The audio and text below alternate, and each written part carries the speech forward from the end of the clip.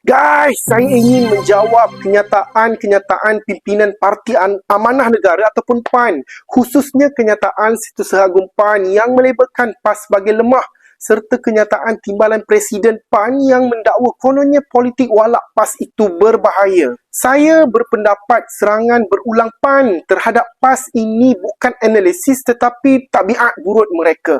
Ia seolah-olah sudah menjadi rutin tetap. Tanpa menyerang PAS, naratif PAN menjadi kosong, tandus dan tidak bernyawa. Seakan-akan mereka perlu update dalam laporan mesyuarat tahunan mereka.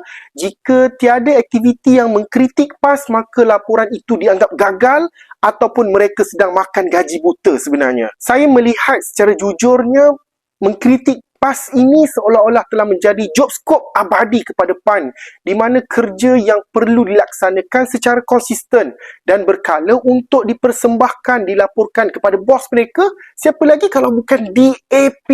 Tanpa PAS sebagai sasaran, PAN kelihatan seperti parti yang tidak tahu apa sebenarnya tujuan kewujudan mereka. Useless lah, kata macam tu lah lebih kurang. Dalam pembacaan politik yang jujur, saya katakan kritikan PAN langsung tidak menggugat pun apa-apa